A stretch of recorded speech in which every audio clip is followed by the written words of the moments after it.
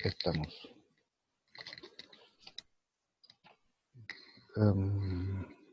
Ahí el lapicito.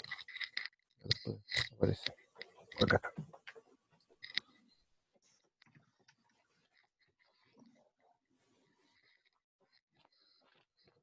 Muy buenos días. Vamos a comenzar entonces con la clase.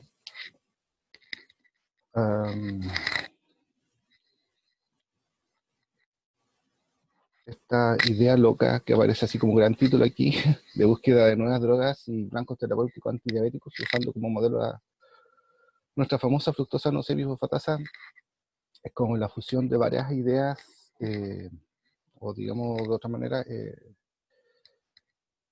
fuentes de pensamiento e inspiración, ¿ya? Ya que existe en el mundo, ¿no es cierto?, una gran batería de compuestos químicos usados como fármacos para con distintos propósitos. Entonces, de alguna manera, estos fármacos que han sido diseñados o se han encontrado en la naturaleza de alguna manera para atacar algún problema, tratar de mejorarlo, ya sean como los antibióticos, por ejemplo, que es el gran caso eh, de alguna manera de contingencia, ya que las bacterias de a poco han ido generando resistencia, es la búsqueda de nuevas drogas. Entonces, para esta búsqueda de nuevas drogas, un tiempo atrás, estaba finalizando, digamos, el, el doctorado, y nos encontramos con un grupo liderado por un chileno en Alemania. Bueno, el profesor Manuel Gress era parte del grupo. En realidad en todo ese instituto trabajaban con esta idea de usar o buscar nuevos fármacos con fines puntuales, ¿ya? Pero en particular nosotros nos vamos a concentrar con la diabetes, ¿no es cierto? Porque la eficacia parte importante de estas vías de regulación de la homeostasis de la glucosa. Y como introducción podemos decir que bueno, esto se puede actualizar año a año, pero la verdad es que el problema de diabetes ha ido en aumento. Dícese que para el año 2035 la población afectada será casi de 600 millones de personas. En particular en Chile, esto igual ha ido en aumento, cosa que en el 2014 eran prácticamente el 10% entre hombres y mujeres de la población que ya padece diabetes, sin contar los que están con principios de diabetes y todo eso, porque ya se puede categorizar, ¿no es cierto?, en los distintos estados. De hecho, los pacientes que toman metformina es porque están con principio de diabetes. Bueno, aquí se muestran en esta lámina una serie de tratamientos terapéuticos, ¿no es cierto?, para la diabetes tipo 2, donde la mayoría de sus casos conoce el blanco terapéutico, así como la insulina, que es el receptor de insulina, la sulfonilureas, ¿no es cierto?, el receptor de potasio, ATP, el canal de ATP potasio, y en particular con la metformina, hasta ese momento que encontré este review, no estaba muy bien eh, caracterizado, pero a continuación, en el otro lado, donde está la estructura de metformina, encontré una serie de trabajos donde implican cuál sería el camino de este fármaco, ¿ya?, con el cual podría, ¿no es cierto?, a fin de cuentas, lograr disminuir los niveles de glucosa en suero. Y de hecho, en el trabajo de Moller 2001, que lo encontré anoche, igual aparece una suerte de cascada de señal que involucra la AMP quinasa, ¿no es cierto?, principalmente, que es el trabajo del 2001. De todas maneras, recordar que a pesar del tratamiento con insulina, bueno, estos son los casos más graves, la mayoría de los otros fármacos tienen también sus efectos colaterales, ¿ya? No son tan específicos eh, en puntos de resguardo de la salud de uno, ¿ya? Siempre tienen algún efecto colateral. Entonces, pensando en qué es lo que ocurre con los fármacos diseñados contra la FPASA, que la verdad no hay fármacos comerciales. Si uno quiere ir a la farmacia y buscar un fármaco contra la FPASA o como medida antidiabética, no existen. Déjame ver si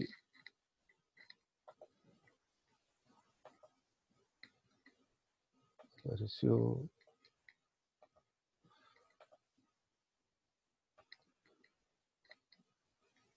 No existen estos fármacos, entonces,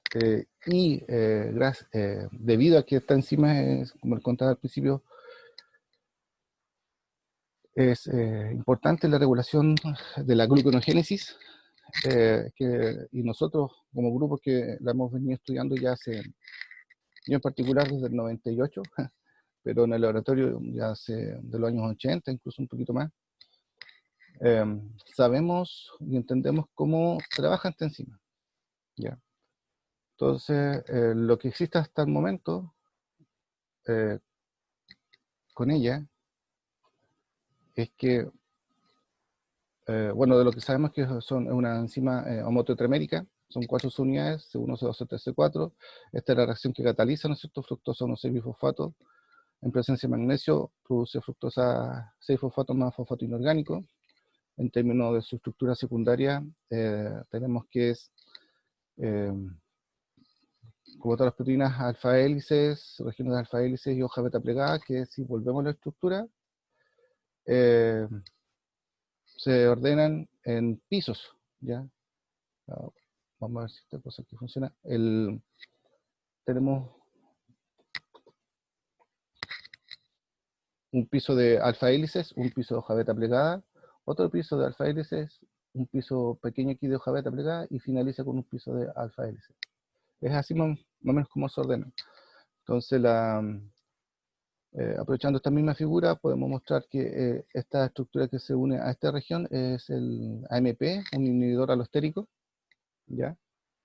Que la unión provoca el desacople de esta, aquí se ve en amarillo, un loop, que al salirse eh, se estabiliza el sitio de unión del magnesio, que son esas dos pelotitas blancas que se unen ahí, y estando el magnesio puede entrar el sustrato, que es la reacción que cataliza. Entonces la enzima, para poder hidrolizar, como mencioné en la lámina anterior, necesita magnesio e hidroliza el fructosa 1,6-bifosfato. Cuando se une el AMP, desacopla, saca los magnesios y eso produce la inhibición alostérica, ¿ya? Ahora en este mismo sitio, usando distintos puntos de unión, se une también el fructosa 2,6-bifosfato, que hasta el momento se ha clasificado como un inhibidor competitivo, ¿ya? Y aquí se muestra un detalle de la estructura que tiene que ver con la distancia entre los sitios de unión de sustrato, ¿ya? Que a pesar de ser una enzima homotetramérica, igual existe un cierto tipo de asimetría intrínseca en ella. En términos de la regulación de actividad, bueno, en primer lugar tenemos la curva de saturación por sustrato, ¿ya? Que no es una enzima micaeliana, como siempre se muestra en los libros, una enzima micaeliana, pero aquí en particular esta presenta un fenómeno que se llama de inhibición parcial por exceso de sustrato. O sea, la enzima a baja concentración, alrededor de 30 micromolar, alcanza el máximo y después ya de los 50 en adelante tiene un proceso de inhibición parcial, llegando hasta más o menos el 40% de la actividad total. Este comportamiento nosotros ya como laboratorio lo estudiamos y tenemos una publicación en la cual explicamos el mecanismo de inhibición, a pesar de que eh, por ahí en algunos libros y algunos autores jugaban con algún tipo de ecuación. Nosotros, en particular en mi tesis doctoral, hicimos un trabajo ahí entre matemático, algebraico y estadístico para poder establecer bien una ecuación que interpretara y diera cuenta de esta inhibición parcial. Luego, como le mencionaba, la fructosa 2,6-bifosfato es el inhibidor clasificado como competitivo, a pesar de que experimentos de modificación química y de cristalografía demuestran que no usan los mismos puntos de unión, ¿ya? Entonces, eso tiene ciertos componentes de que no fuera tan así como una inhibición competitiva, pero para los amigos sigue siendo una inhibición competitiva. Y aquí tenemos desde el 100%, baja hasta prácticamente un 10% de la actividad. Mientras que la MP, esa otra estructura que se unía en la orillita de la estructura, es desde el 100% de actividad, prácticamente la bota a cero, ¿ya? Aquí datos importantes que la KM está alrededor de 5 micromolar, en el proceso de ignición más o menos 200 micromolar ya llega al máximo de ignición. Para fructosa de 2,6-bifosfato, el IC50 aproximadamente de 2, y para AMP aproximadamente de 8 micromolar. Esos son como los datos. Aquí ya un poquito más expandida, ya la misma gráfica con más puntos y con una escala logarítmica para poder apreciar bien cómo se levanta la actividad hasta el 100%, que aproximadamente corresponde a 20 unidades por miligramo. Lo que se muestra acá, mostrando el máximo que, dependiendo de las condiciones, puede estar entre 30 o 50 micromolar de sustrato, ¿ya? Y esto es lo que responde a la inhibición parcial. ¿Cómo sucede esto? Bueno, por la presencia de sitios alostéricos para el sustrato, lo cual esto se descartó. Esta es simplemente las posibilidades. Y después la existencia de sitios activos con distintas propiedades catalíticas. Y esto fue lo que nosotros comprobamos en su momento. Luego, para hacer estos estudios de estructura y función, en el laboratorio, a través del tiempo, nosotros utilizamos mutación sitio dirigida para cambiar los residuos de fenilalanina por triptófano, ¿ya? Tomando en cuenta que la enzima no tiene triptófano en su estructura primaria, ya nosotros fuimos poniendo estos triptófanos en posición 6, 89, 219 y 232, que vienen siendo estos puntitos aquí que están correspondiendo al mismo color, está la posición 6, 89, la 219 y la 232, y de esa manera se utilizan como sondas fluorescentes, ¿ya? Entonces, cuando nosotros poníamos el sustrato, algunas de ellas podían censar la unión de este ligando en el sustrato, o bien si poníamos el AMP, también estos dos eran los candidatos para poder censar esa unión. Y de esa manera fuimos caracterizando las afinidades de las enzimas por sus respectivos ligandos. ¿Profe? Dígame. Pero entonces, lo que permite que haya como la inhibición por MP o por la fructosa 2,6, ¿Sí? es que hay sitios con distintas propiedades catalíticas, ¿cierto? Sí. Ah, ya. O sea, es un conjunto de cosas. Por ejemplo, aprovechando esta estructura, aquí tenemos, ese es el sitio de unión del sustrato. Cuando usa el AMP en estos 4 sitios, ¿ya? Produce cambios conformacionales, sobre todo en este piso de alfa hélices, que pronan, ¿ya? Igual como tu antebrazo, tú lo puedes girar, pronan, ¿ya? Y eso provoca, por un lado, que se salga el loop 5072, desestabilizando la unión del magnesio, inhibiendo la enzima, ¿ya? Pero también tiene, al igual que la hemoglobina, por ejemplo, tiene ese comportamiento de cooperatividad, ¿ya? La primera facilita la unión de la segunda, la tercera y la cuarta. Ya. Y lo mismo sucede con el sustrato. También hay un efecto cooperativo, inducido, ¿ya? Y otras veces es intrínseco, o sea, es así. Y eso fue lo que encontramos en estos análisis que les mostraba anteriormente, que la unión del primero facilita el segundo, no tanto si la unión del tercero, porque ya es inhibitorio, y del cuarto es más inhibitorio. Ah, ¿ya? ya. Bueno, y ahora, volviéndonos al sitio de unión de AMP, este compuesto, ¿no es cierto?, que se muestra acá su estructura, tenemos no, puntero se me fue. Aquí estamos.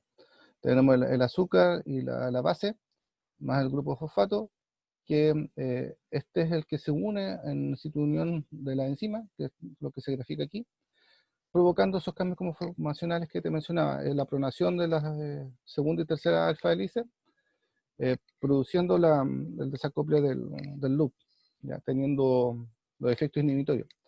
Entonces se ha tomado esta estructura del AMP, que es un compuesto bicíclico, como candidato a utilizar como inhibidor, ¿no es cierto?, de la enzima. Es así que algunos investigadores como Wright, del grupo de Fromm, Nelson y otros, que en este rato no me acuerdo, Erion, creo que es otro, han utilizado como base, ¿no es cierto?, la misma base nitrogenada del AMP, y comenzando entonces a variar estas dos posiciones, el R1 y el R2, con distintos tipos de compuestos. ¿Ya? Y aquí muestro el AMP, simplemente he dado vuelta como para que estar en la misma forma de la base, acá. Y en este caso, en R1 es la única modificación que tendría el compuesto natural, inhibidor de la enzima. Entonces aquí los investigadores comenzaron a variar en este nitrógeno y en este carbono de acá. Y así que encontraron que algunos compuestos ya comenzaban a presentar inhibición. La gracia es que el compuesto candidato tenga un IC50 bajo, para que tenga una alta afinidad por la enzima. Bueno, es así que algunos llegaron a tener valores de 1,7, 1,5 micromolar, que se considera bajo, ¿ya? Mientras que otros eran mucho mayor a 10. Entonces se quedaron trabajando con estos.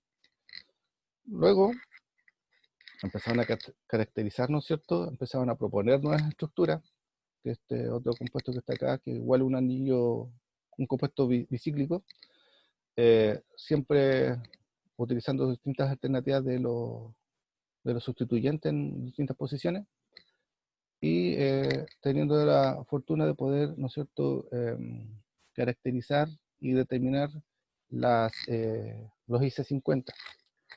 Bueno, por un lado, si este es un trabajo de Tang, igual creo que es el grupo de Fran.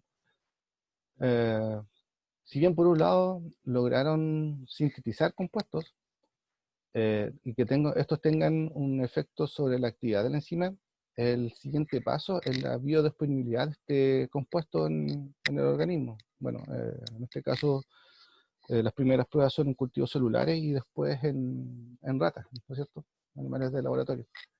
Y ahí es donde se caían muchos de los compuestos propuestos, ¿ya? A pesar de que incluso en algunos trabajos que no muestro acá,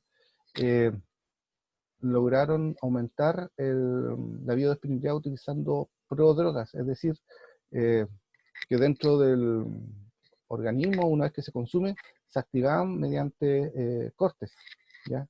Habían, por decir algo, la etapa ácida, ¿no es cierto?, en el estómago, había la extinción de algún brazo y me refiero a algún radical, y eso, por un lado, bloquearía el hecho de que este compuesto se degrade totalmente, ¿ya? Y permitiría su paso al torrente sanguíneo. Pero aún así, la biodisponibilidad tampoco fue tan buena como yo esperaba. Entonces, si vemos no son los dos únicos papers, pero hay más trabajos donde viven, o el objetivo es buscar distintos Rs, ¿no es cierto?, para ir modificando estos compuestos bicíclicos. En ese tiempo, hablamos del 2007, 2008, cuando nos encontramos con esta idea, comenzaron a también aparecer algunos trabajos donde mediante la gran cantidad de información cristalográfica que existe, tanto de las proteínas como de los fármacos, ¿ya? Se podía hacer una suerte de ingeniería en silicon o búsqueda de fármacos que pudieran, ¿no es cierto?, o compuestos que pudieran unirse a un blanco, ¿ya? Entonces, este es un trabajo que anoche intenté buscar la página, ¿ya? Y hasta anoche ya no existe, ¿ya?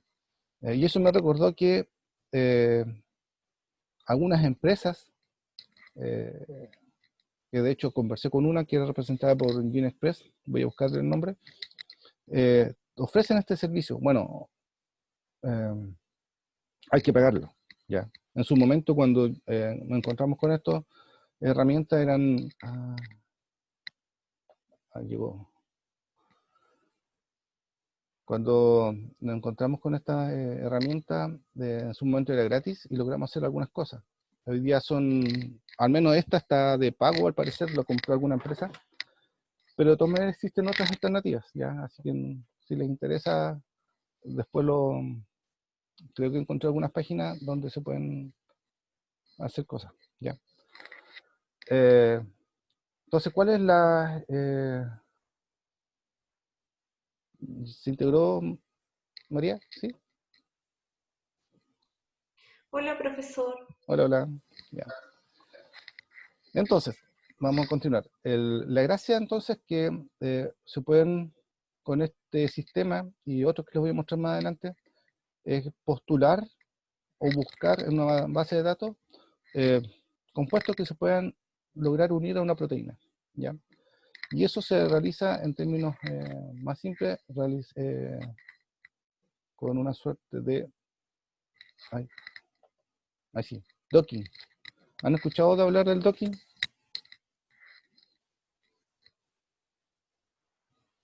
Sí, por ¿Sí? usted. Conmigo, ya, vale.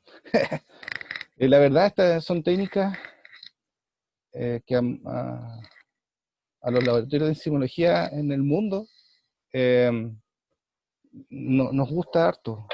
Yo no soy muy experto, tampoco he tratado más bien siendo autodidacta en estas cosas. Después les puedo mostrar, o sea, les puedo decir qué programas se pueden utilizar. Eh, pero el docking su traducción en español es acoplamiento, ¿ya? Y lo que se trata de hacer es, ¿logran ver acá en mi pantalla? Tengo una estructura, Sí, sí se ve. ¿sí? Bueno, esto corresponde a una de las subunidades de la enzima. Esta es una impresión 3D. Y me falló la plasticina. Después tenemos la posibilidad de, vamos a hacer un papel, que el compuesto, ¿ya? Que estaría interpretado por este papelito, es tratar de pasearlo, ¿ya? Y ver en qué lugar pueden encajar, calculando la energía libre de Gibbs, ¿no es cierto? Y de esa manera ver cuál es el lugar más estable. Bueno, generalmente uno en el docking, como se conoce la idea original, uno postula un sitio. Yo tengo un ligando A y yo quiero ver si se une en ese punto en particular, ¿ya? Entonces, en su momento, no sé si ya existe todavía el Moleiro Virtual Docker, ya yo lo logré, en ese tiempo lo logré bajar y usarlo en su versión demo, ¿ya? Pero después, casi todos son de pago, pero el Autodoc Vina, eh, ese no, ese es gratis, ¿ya? Y ese se puede bajar y se puede jugar, pero siempre se requiere un computador que tenga alto poder de cálculo. Hoy en día les puedo contar que eh, sabiendo eso y esa limitación técnica, ¿no es cierto? Algunas de estas plataformas han migrado a usar las tarjetas de video. Entonces, por ejemplo, el laboratorio de enzimología de la Chile, que nuestro trato está dirigido por Victoria Guiché, Víctor Castro, tienen computadores gamers, ¿ya? Donde han aumentado el poder de cálculo simplemente comprando tarjetas de video gamer, ¿ya? Y ahí están haciendo los ejercicios de docking o de simulación. Entonces,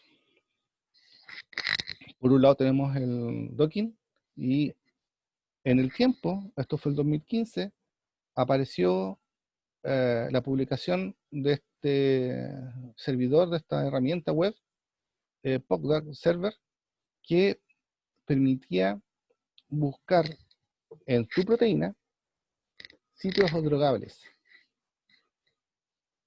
¿Ya? ¿Eso qué significa? Yo voy a dejar de pasear una molécula o puedo usar un candidato y explorar la proteína completa. ¿Ya? No como el docking del molegro o del autodocumina, donde que yo voy a ir a un punto especial. Recordar que, o no recordar, tener la, ¿cómo se llama? La premisa de que en estos cálculos, cuando son moléculas chicas y de pocos enlaces, es fácil hacerlo, ¿ya?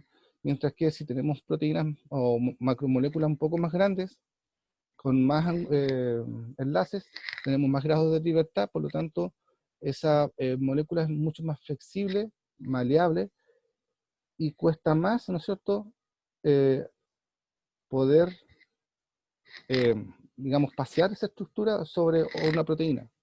Y si queremos ver la interacción entre proteína y proteína, eso es mucho más tiempo en poder de cálculo. Entonces, ¿Profe? dígame. Pero entonces, el molegro o el otro, el autodoc, Docvina, creo, ¿sí? esos son solamente para que uno proponga una molécula sobre una Sí. enzima en particular. En cambio, en este puede ser como varias moléculas o no, No, o se siempre puede da pasar. una. Siempre da una. Siempre da una, pero Una con aquí una. se... Pero pero, en las herramientas que voy a mostrar ahora, se pueden pasear desde péptidos hasta proteínas. Aquí, ya. no es que peleara, pero sí eran momentos de discusión con mis amigos que son más pro en estas áreas del docking y cosas. Y bueno, lo único que me pedían después era, como resguardo de lo que estábamos haciendo, era poder bajarlo, o de alguna manera poder bajar los cálculos de energía, ¿ya? Para poder, ¿no es cierto?, establecer que lo que estamos viendo sea verdad. Ujú. Y ese es el consejo en realidad con todos, porque si bien aquí les voy a mostrar algunas cosas, Juan Pablo Toledo, que fue el tesista que se dedicó, ¿no es cierto?, tuvo ahí más tiempo concentrado que yo, porque he ido armando esta cosa de a poquito. Ahí incluso él usó otras herramientas, igual de efectivas, ¿ya? Esa es la gracia de esta. Bueno, y como para poder decidir qué herramienta web es mejor que otra, la verdad, hay que basarse en el número de publicaciones donde utilizan esta herramienta. Ese es el otro gran pero, ¿ya? Entonces, ¿cómo trabaja este sistema? Tenemos una proteína. Tenemos la proteína, ¿ya? Después, a la cual se le postula un ligando. El sistema empieza a proponer o arma este híbrido de estructuras de proteína más ligando y comienza, ¿no es cierto?, a hacer una suerte de posicionamientos de la estructura que uno propone sobre eh, la estructura, y tiene entonces propuestas encontradas y otras que se predicen, encontrando, ¿no es cierto?, una suerte de modificación, incluso cambios estructurales, no precisamente las mantiene rígidas, ¿ya? Y de esa manera llega a postular y rankea, de acuerdo a los niveles energéticos, cuáles son las mejores posiciones de unión posibles de su ligando en la molécula. Entonces, de esa manera propone que ese sitio es drogable o afectable, no sé cómo sería una traducción, si es que el término drogable existiera, No lo busco en la RAE, pero así al menos aparecen en las publicaciones. Los mejores sitios drogables de su proteína de interés. Entonces se obtienen resultados así como que se muestran acá, donde aquí tenemos esta tabla donde se concentran en estos dos últimos valores. Cuando este valor más cercano a 1 tiene mayores posibilidades de ser drogable o que el compuesto que uno postula tenga algún tipo de contacto estrecho, ¿no es cierto?, con las moléculas que uno postula, perdón, con la proteína, y así se los va clasificando, teniendo de 1 hasta 10, incluso más, ¿ya? Aquí se muestran como 14 postulantes más. Entonces siempre visualizar estos valores de la probabilidad de drogability, ¿ya? Entonces, eso por un lado, ¿ya? En el hecho de que hoy día existen, con la gran base de datos de estructura y de proteínas, de estructuras del ligando, investigadores han logrado, ¿no es cierto?, poder, y eso es lo que ofrecen, que en su sitio poder encontrar para la proteína de interés de uno algún compuesto fármaco que pudiera unirse y si se une poder tener algún tipo de efecto sobre ella, ¿ya? Todavía no indica que le vaya a aumentar o disminuir la actividad. Dígame. Profe, pero para hacer eso con cualquiera de las herramientas que mostró, ¿ya tengo que haber tenido la estructura cristalizada de la proteína o no es Sí. necesario? Ah, Bueno, sí y no, ya. porque hay otra herramienta, que creo que aquí no la muestro, pero la podemos anotar, no sé si mi pulso me dé, se llama eTaser. eTaser. En esta página, si ustedes buscan eTaser en internet, en esta página ustedes pueden poner la secuencia aminoacídica de su proteína de interés, que precisamente no tienen estructura, ya sea porque sea integral de membrana, que son las más difíciles, o está recién descubierta, ustedes ayer nomás terminaron de secuenciarla, ustedes pueden ingresar esa información y en esta página les va a devolver la mejor posible estructura tridimensional de esa proteína, utilizando la estrategia de similitud de secuencias con estructuras estándares para esa secuencia, ¿ya? Entonces hace una búsqueda en modelos tridimensionales ya establecidos, tridimensionales en la naturaleza, ¿ya? Entonces, por ejemplo, una secuencia de 15 aminoácidos de secuencia tal, esa se repite en, por decir, un número de 10.000 proteínas. Y justamente corresponde a un alfa hélice que termina en un loop. Entonces, por probabilidad, te va a indicar que esa secuencia es esa. ¿Ya? Yeah. Y funciona para proteínas grandes. Yo hice el ejercicio para variar con nuestra proteína, con la FPasa, y sí me devuelve la estructura aproximada de la FPasa. Entonces, Con esa estructura me voy a las otras herramientas. y con esa estructura tridimensional, usted guarda el archivo. De hecho, al igual que todos, siempre envía 5 posibilidades, una que es la mejor rankeada, y esa usted la toma, la guarda así como tesoro, y la empieza a pasear en estas distintas plataformas que les estaba mostrando. Ya, profe. Y lo mismo con los ligandos, o sea, los ligandos usted lo puede rescatar desde alguna estructura tridimensional ya establecida, fuera un azúcar o algo, o bien hay bases de datos donde usted puede simplemente bajar la estructura tridimensional. No es tan difícil. O sea, para uno que ya está medio metido en esta cosa es entretenido. Bueno, recordando que lo que le decía al principio, uno de los grandes problemas que tenemos hoy en día es la resistencia a fármacos de algunas bacterias, ¿ya? Y de ahí mismo la poca o ya casi escasa innovación en fármacos sintetizados, ¿ya? Que tengan algún papel importante Asimismo, como lo mostraba recientemente para la FPASA, que hay compuestos que sí bajan la actividad de la enzima, pero tienen poca biodisponibilidad, es que surgió, ¿no es cierto?, una corriente de pensamiento en utilizar péptidos, ¿ya? También conocido, o sea, digamos de otra manera, péptidos miméticos. ¿Qué quiere decir esto? Que nosotros vamos a tomar regiones de nuestra proteína blanco, ya por ejemplo en esta proteína integral de membrana, que puede ser un canal, ¿no es cierto?, que por ejemplo en algunos casos como el BDAC, para poder hacer el transporte de compuestos dentro o fuera de la mitocondria, tienen que dimerizar.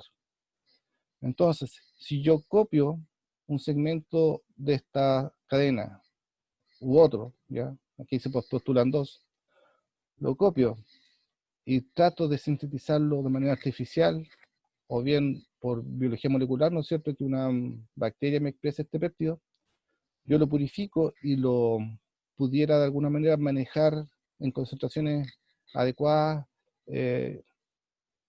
dentro del cultivo o dentro del organismo, yo pudiera impedir la dimerización de este canal, evitando, ¿no es cierto?, el correcto funcionamiento de esta proteína. ¿Ya? ¿Se entiende la idea, no es cierto? Que quiero que esa parte es importante. ¿Sí? O sea, son regiones de la misma proteína que se usan para impedir su funcionamiento. Sí. Es así que cuando yo me encontré con en este mar de información en su momento, el director del Instituto de Sanidad e Higiene de la Universidad de Wolfgang, no sé cuántito, que está en Frankfurt, sacaron este libro, Péptidos como drogas. Y aquí cuentan, ¿no es cierto?, los hallazgos y los avances con distintas enfermedades. En particular, yo fui al laboratorio de Manuel Gress, chileno radicado allá, que creo que ya se jubiló, donde utilizaban esta estrategia, pero con fines de, eh, terapéuticos contra la leucemia. En este caso, bueno, si bien ese paper no lo menciona acá, pero se los puedo convidar. Ahí utilizan un péptido de 17 aminoácidos con el fin de impedir la dimerización del RANX, que es un factor de transcripción que comanda la expresión de una proteína alterada en el caso de leucemia. Eh, sacaron la información que codificaba para el péptido, lo intentaron hacer por biología molecular, luego una vez que lo obtuvieron, lo probaron, tenían el efecto que esperaban, y luego pasaron a la etapa siguiente, que muchas veces puede ocurrir también, que es copiar la estructura, la forma de ese péptido, pero mediante química sintética. ¿Ya? Se quedaron como la forma. Y con eso obtuvieron mejores efectos, ya que en particular ese péptido podía ser degradado, tenía una vida media baja en los sistemas. También aquí cuentan el caso de lo que les voy a mostrar a continuación, que es un inhibidor de la proteasa del HIV1, ¿ya? Que es una proteína, ¿no es cierto?, una enzima en realidad, eh, del virus de la inmunodeficiencia humana, del HIV, y aquí copiaron, aquí se muestra en la tabla, ¿no es cierto?, distintos segmentos de la enzima. Aquí se muestra la posición de 83, 93 y 99, y aquí están los pequeños péptidos, son chiquititos, apenas de 1000, 1100, más grandes de casi 2000 Dalton, ¿ya? Y con ellos empezaron a probar, ¿no es cierto?, las actividades. Y encontraron que uno de ellos era el que tenía más, claro, el péptido 1, 2 y 3, prueban distintas concentraciones y tienen los distintos eh, niveles de inhibición. Entonces, la idea en este caso funciona, como le comentaba en el caso del RENAX también. Entonces, teniendo esta posibilidad de generar nuevas formas que puedan, formas químicas, que puedan inhibir algún o alterar algún trabajo, nosotros nos fuimos, ¿no es cierto?, a nuestra enzima a tratar de usar toda esta información que les he contado hasta el momento, de los sitios derogables, y utilizar péptidos como modificadores de la actividad. No vamos a decir inhibidores todavía, modificadores de la actividad. Entonces, vamos a iniciar la búsqueda. Esto es lo que uno generalmente ve cuando baja la información del Protein Data Bank. Ahí están la estructura vista en manera de bastones, viendo cada enlace. Y aquí viene un poco la, vamos a decir la experiencia, sino la búsqueda de estos sitios, ¿ya? Entonces pues, empezamos a pintar de alguna manera las superficies de la enzima. Y tenemos en este caso la C1 y la C3 pintadas, y los colores verde y plomo corresponden a las diferencias de hidrofobicidad en la superficie. Ahí hice un corte, ¿no es cierto? Saqué la C2 y ahora la cambié para ver por el interior, ¿no es cierto? Esta cara, la cara de interfase entre C1 y C2. Luego nos vamos a ir a ver la cara de interfase entre la C1 y C4, que es la parte de abajo de acá. Ahora no sé para... Ahí sí. Entonces, aquí tenemos algo no tan parejo como lo anterior. Entonces, recordando que este piso, esta parte de aquí está formada por 3 alfa hélices. Y la anterior está formada por solamente trozos cortos de loops. Puros loops hay acá.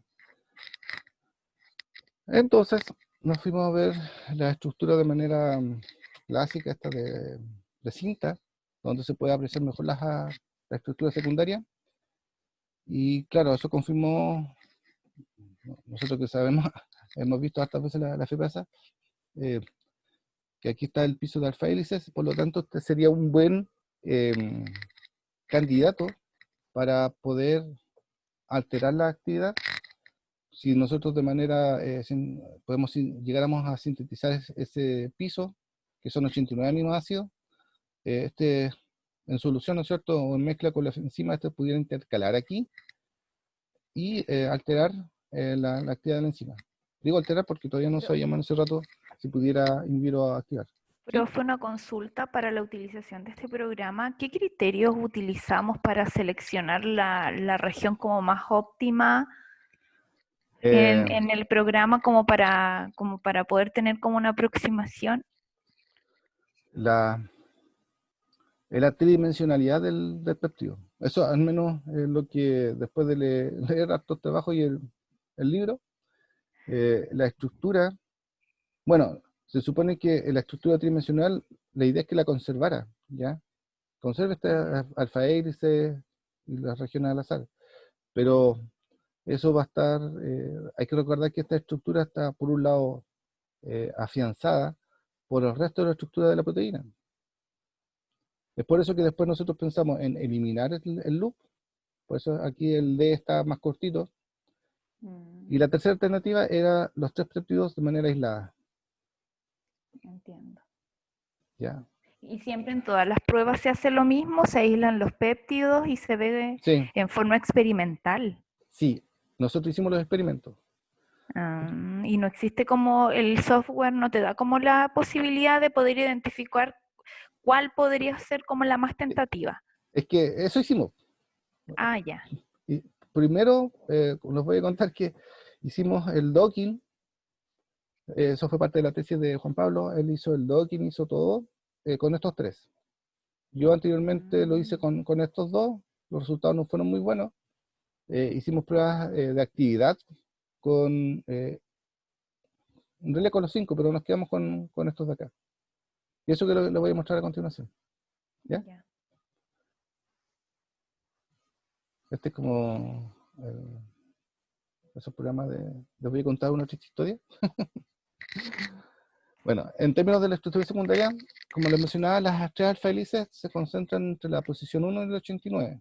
Está el H1, H2 y H3. Considerar que en ese espacio entre el H2 y H3 está el loop, ese que engancha y estabiliza los cationes, ¿no es cierto?, que son importantes para la actividad.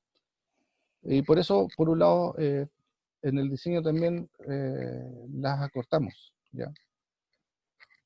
Entonces, por un lado tenemos este péptido grande, ¿no es cierto?, que lo obtuvimos mediante biología molecular, que fue simplemente copiando por PCR. Diseñamos partículas para acá y acá. Ese trozo lo capturamos, lo pusimos en vector de expresión y lo expresamos en bacterias. El otro, el delta 89, perdón, el delta 5072, que se eliminó del loop, igual fue obtenido por biología molecular. Y aquí aparte se diseñaron un par de partidores para, al igual que el anterior, para capturar la información y luego para deletear la región que estaba entre estas zonas. Y después, mediante síntesis química artificial, yo no me olvidé el nombre hay un equipo en el Omics de proteómica que permite hacer esto. Así que justamente estamos en este trabajo de diseño cuando llegó ese equipo y rápidamente nos conseguimos poder sintetizar el péptido H1 o la hélice H1, la H2 y la H3. Entonces teníamos todas estas posibles estructuras. Yo las muestro aquí bonitas, pero primero, o sea, una vez tenida la secuencia, nos fuimos al eTaser, ¿ya? Y vimos que ¿cómo se llama? Conservar la estructura, ¿ya? Y esto fue parte igual de la tesis de Juan Pablo, donde tenemos la secuencia, ¿no es cierto?, de H1, H2, H3, el número de residuos, especie molecular, como ven igual es chiquitito, así como los que le mostraban en el paper del HIV, coeficiente de tensión molar, los puntos isoeléctricos, pues son bien alcalinos, este es bien ácido, y también, por supuesto, la carga pH 7. Y estos hacen algunas aplicaciones que pueden encontrar en ESPACY, ya para caracterizar péptidos. Bueno, PepCal utilizó aquí JM. Y también estos pueden otorgar un criterio de la solubilidad que tiene este péptido. Y eso nos sirvió, por ejemplo, para poder preparar las soluciones de estos compuestos, ya que algunos requerían la presencia de MCO, ¿ya? Sobre todo los que tenían baja solubilidad, estos que fueron estos dos.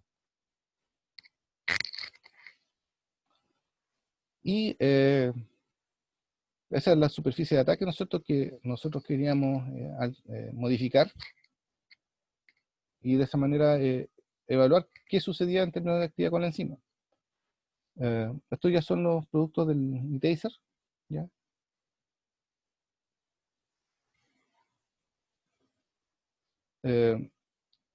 Esto igual, aquí el JP utilizó otra herramienta, él usó PepFold para determinar la estructura tridimensional. Aquí siempre conservó las alfa hélices con las cadenas laterales expuestas hacia el solvente, ¿ya? Y al utilizar yo las estructuras obtenidas en eTaser, utilizando esa herramienta, el PepDrag, encontré que habían sitios con valor de 1, muy buenos. Tenemos, son posibles sitios candidatos, ¿ya? Y aquí destaco como le llaman, poses las 10, 17 y la 16, que son las que les muestro a continuación, donde en este caso se muestra el péptido incrustado de alguna manera dentro de la estructura. Si bien está dirigido al piso de la alfa hélice, pero no está por fuera, sino por dentro de la enzima. Eso nos llamó la atención y luego vimos, aquí está un poco pequeño, pero se muestran el resultado, por ejemplo, lo que está en amarillo está el péptido, y después en amarillo aquí en este caso para el péptido H3. ¿Ya? Son las 5 posibilidades. Siempre todos estos programas rankean y dan posibilidades de los mejores candidatos. Y acá se muestra resultados para los distintos péptidos. Aquí tenemos la superficie de candidata y aquí es donde se está uniendo los distintos péptidos. Aquí está en ese color como magenta, aquí está en celeste, morado, verde y amarillo. Y como ven, cambia la posición. Creo que es el mismo péptido del H3 que está en distintas posiciones. Ahora les muestro lo que obtuvo JP. JP utilizó otra herramienta que utiliza las mismas premisas, ¿no es cierto?, de utilizar la proteína blanco más el péptido.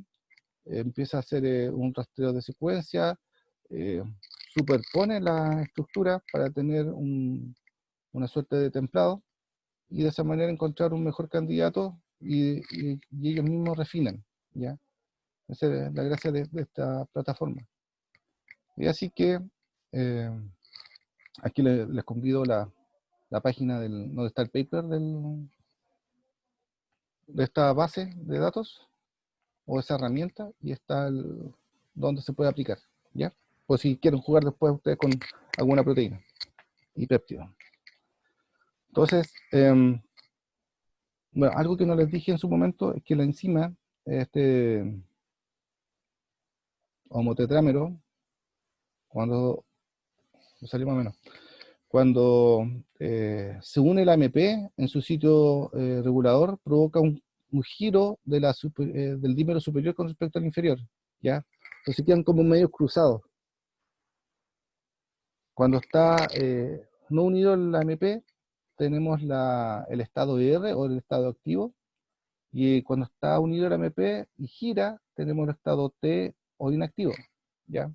Entonces tenemos cristales, en la internet podemos encontrar cristales para ambos casos, y para ambos casos, entonces, Juan Pablo postuló la unión de los 3 distintos péptidos a cada una de ellas.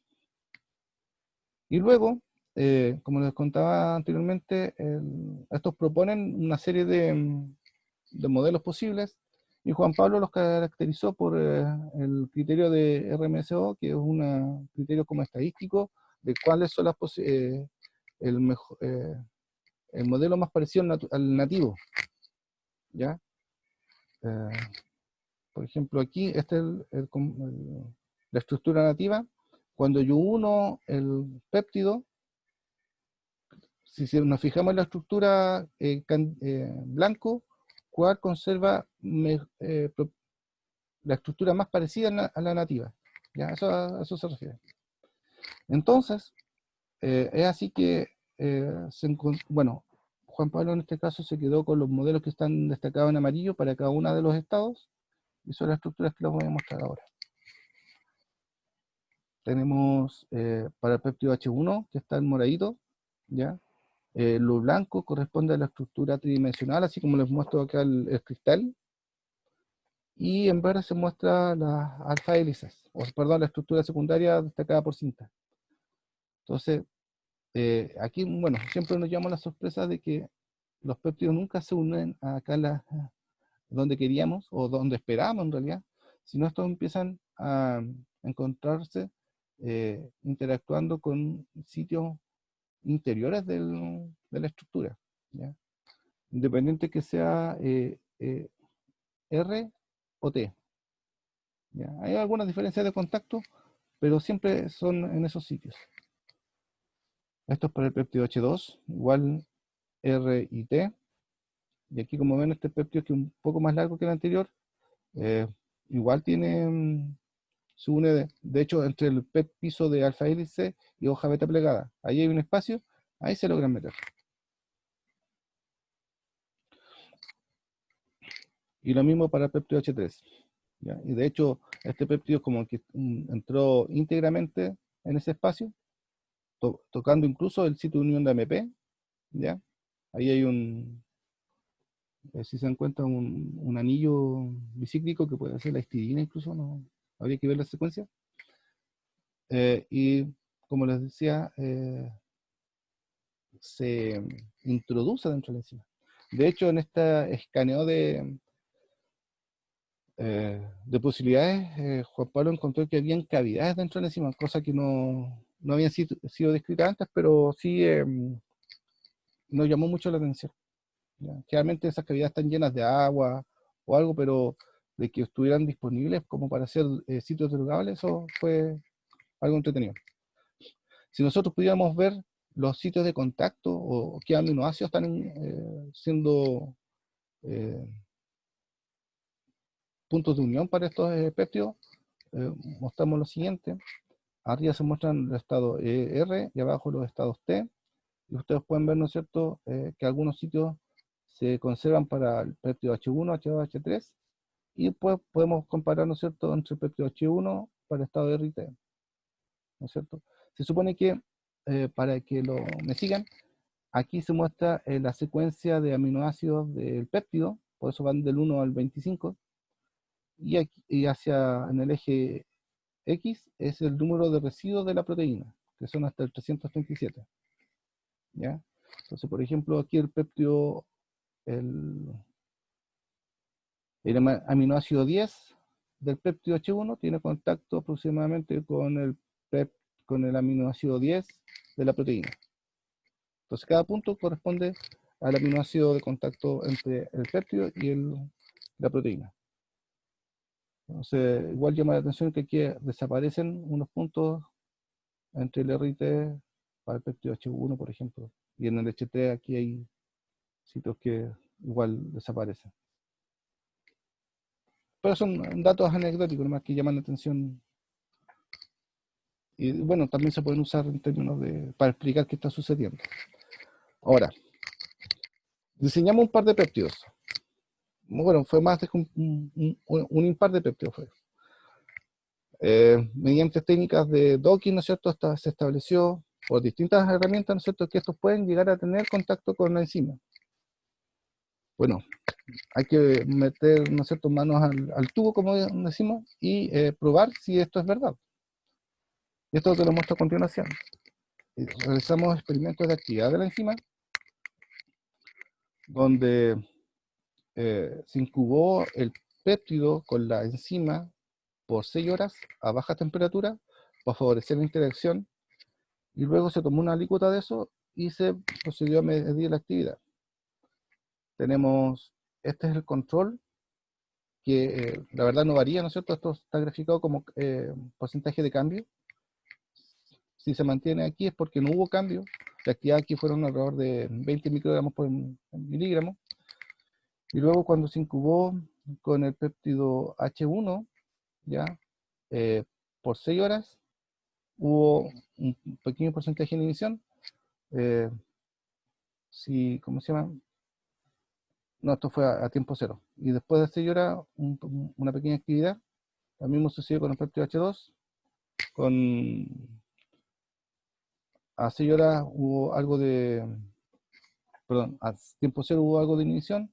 Después de las 6 horas no hubo cambio. Pero el péptido H3, luego de la incubación por 6 horas, presentó casi un 30% de inhibición. Eso nos llamó mucho la atención, que solamente este péptido presentara inhibición. Y cuando hicimos la mezcla de los 3 péptidos bajo las mismas condiciones, de 6 horas de incubación, incluso hubo una pequeña sinergia, ¿no es cierto?, y aumentó el porcentaje de inhibición. Luego, Juan Pablo hizo una suerte de caracterización cinética, digamos, hizo una dosis respuesta, porque lo anterior fue un punto único. Y aquí vemos igual el porcentaje de cambio con el péptido H1 de muy bajas concentraciones a altas concentraciones, y se vuelve a repetir, igual incubado por 6 horas, ¿no es cierto? Se vuelve a repetir que no hubo cambios importantes. Para el péptido H2 hubo una suerte de activación, ¿ya? Y para el péptido H3, que es lo que nos interesa finalmente a nosotros, hubo una suerte de inhibición, ya que alcanza más o menos el 10% de inhibición. Entonces, por ensayo en silicon, el docking y todo eso, el péptido se une. Ensayo de actividad, péptido H1 no hace nada, péptido H2 activa apenas un 10%, péptido H3 inhibe apenas también un 10%. Como fármaco, ¿no es cierto? Nosotros queremos que el péptido sea un inhibidor de la actividad de la enzima. Nos quedamos con el péptido H3 y procedimos a hacer un experimento que para mí es súper entretenido, que es cómo si este péptido o este ligando produce cambios conformacionales en la estructura. Y esto lo podemos hacer mediante genes nativos. ¿Cómo sucede esto?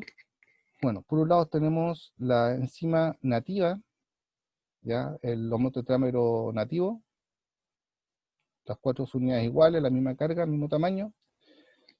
Y también se produjo una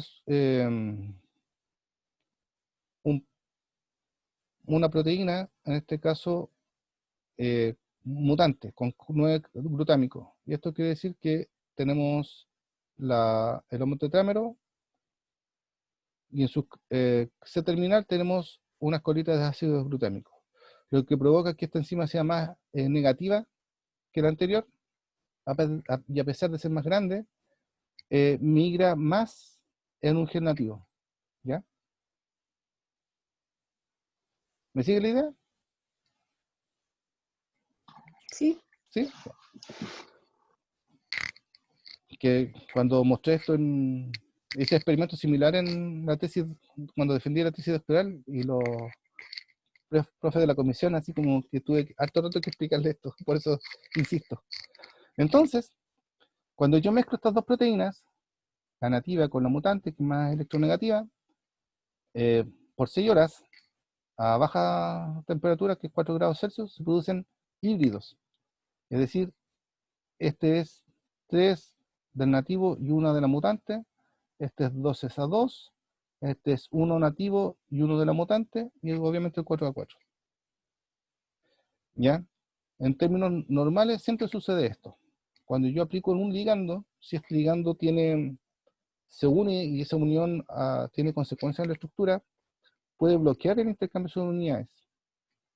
¿Ya? Entonces, hicimos una suerte de titulación, ¿no es cierto?, con el péptido H3, yendo desde 0 hasta, creo que fueron 150 micromolar. Y cuando estamos en la cantidad equivalente a 80 micromolar, ustedes pueden apreciar aquí que la banda comienza a desaparecer. De hecho, aquí desaparece antes. Eso quiere decir que el péptido se está uniendo y tiene una consecuencia en términos estructurales, ya que bloquea el intercambio de unidades. ¿Sí? Entonces, Pero, dígame. o sea, entiendo el experimento en sí, ¿Ya? pero ¿por qué ocuparon la otra enzima entonces? O sea, Sí. sé que lo ocuparon para bloquear el intercambio de sus unidades, pero ¿qué significa que haya ese bloqueo, solamente que los péptidos se están uniendo a las enzimas? Sí, por un lado, o sea, aquí comprobamos que el péptido se une a la enzima y se une de tal manera que el hecho del bloqueo del intercambio de unidades, este fenómeno siempre ocurre a bajas temperaturas. O sea, si yo pusiera, de alguna manera, marcara con colores, por decirlo, la fipasa nativa, una subunidad, al paso del tiempo voy a encontrar las 4 poblaciones de enzimas con las 4 unidades marcadas. ¿Ya? Entonces, nosotros lo hacemos utilizando este experimento de electroforesis condiciones nativas y con esta enzima que la produjimos en su momento, y lo utilizamos para evaluar el efecto de los ligandos en la estructura cuaternaria, por ejemplo, con el sustrato, con el AMP y con fructosa 2,6. Y encontramos el resultado igual bien interesante. Entonces, como ya sabíamos, teníamos esta herramienta para evaluar el intercambio de unidades y de esa manera establecer de alguna manera las propiedades nativas de estructura de la enzima, usamos el péptido. Entonces el péptido tiene un efecto sobre esta flexibilidad de la enzima. Ya. ¿Ya? Ujú.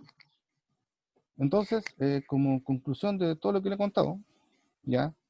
El péptido HT es el único que inhibe, muestra una inhibición cercana al 30%, que fue los experimentos mostrados anteriormente, a una concentración de 1 milimolar. Luego, este mismo péptido puede bloquear en intercambios de unidades de la enzima homotetramérica a una concentración de 80 micromolar, debiera decir aquí, no milimolar. Y los experimentos de docking apoyan los resultados experimentales, a pesar que en el orden cronológico lo hicimos al revés, pero apoyan el hecho de que el péptido sí se une a la enzima, bueno, no precisamente en la interfase de C1 C4, pero cercana a ella, ya que la mayoría de estos péptidos se intercalaban entre el piso de alfa hélices y hoja beta plegada cercana a esa interfase. ¿Preguntas? Yo tengo otra pregunta. Dígame.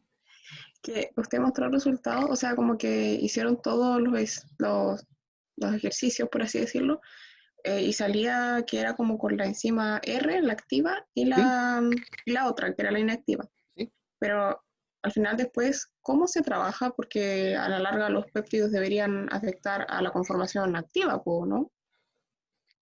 Claro, nosotros estos experimentos son en conformación activa. Ah, ya, ya. Estos experimentos de actividad están en conformación activa para poder medir la actividad, si no tendríamos que... Bueno, esa es la etapa siguiente que viene, que debiéramos realizar, es por cada ligando natural, AMP, fructosa 2,6 bifosfato, incluso el mismo sustrato, hacer esas curvas, pero en presencia del péptido H3. Ujú. Y de esa manera establecer el mecanismo de inhibición de este péptido. Para ver Ya. cuáles son las condiciones donde se pudiera llegar a obtener una inhibición mayor por el péptido H3. ¿Ya? Porque, por ejemplo, dentro del organismo las concentraciones de sustrato, fructosa 2,6 y AMP son oscilatorias, ¿ya? Ujú. Van por ciclos, entonces hay momentos que tiene altos niveles de AMP circulantes y en otros momentos es bajo, entonces habría que establecer, ¿no es cierto?, cuáles son, o cómo se comporta esa inhibición de la enzima por H3 en una curva de AMP. Bueno, al Y revés. eso era lo que yo igual pensaba, que había que hacerlo con AMP en algún momento. Sí, no, esa es la etapa que viene ahora. Estos son, como, bueno, tú sabes que Juan Pablo defendió su tesis recién en enero Sí, pues. y estos son datitos frescos, a pesar de que con esta idea venimos ya del 2008, más o menos. El 2009, como les contaba, me invitaron a Alemania a impregnarme de esta filosofía de usar péptidos como inhibidores o buscar utilizar estas herramientas. Y como le contaba recién a Karina al principio, la cantidad de bibliografía es poca, pero está saliendo. Hay trabajos que integran todo lo que le he contado más o menos hoy día. A mí me entretiene. Sobre todo Sí, cuando, o sea, es entrete. sobre todo cuando hay enzimas involucradas, porque también hay otros trabajos donde, por ejemplo, bloquean, encontré unos que bloquean señalización, ya, ya les contaba que el que bloquea la dimerización de factores de transcripción. Creo que el que vas a usar tú es de una enzima, ¿no es cierto? Si mal no me acuerdo. No sé porque todavía no leo bien Sí, la metodología. pero de enzima hay poco. De bloquear actividades enzimáticas mediante estas estrategias son re pocos los que hay. Así que eso es lo que le quería contar, lo que tenía para contarles hoy día. Pues ¿alguna pregunta? Bueno, esto los videos lo grabé y ahí están Esas dos últimas páginas que aparecen ahí, las encontré anoche, donde hablan de... Son herramientas igual, que se pueden usar, ¿ya? Ujú. Porque como les contaba, me llevé la mala sorpresa de que las páginas que les mostré al principio no existen, creo, o están bloqueadas. Pero, por otro lado, yo recuerdo hace un par de años atrás, encontré que una empresa ofrecía estos servicios y seguramente compró los algoritmos y cosas por el estilo. Por eso ya no están las originales. Pero siempre hay, en Expasy ustedes pueden encontrar herramientas similares. Y las que les contaba el eTaser y las que se muestran de la tesis de Juan Pablo, esas están disponibles.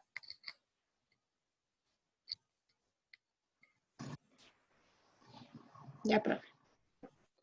Si no hay nada más, vamos a dejar de grabar.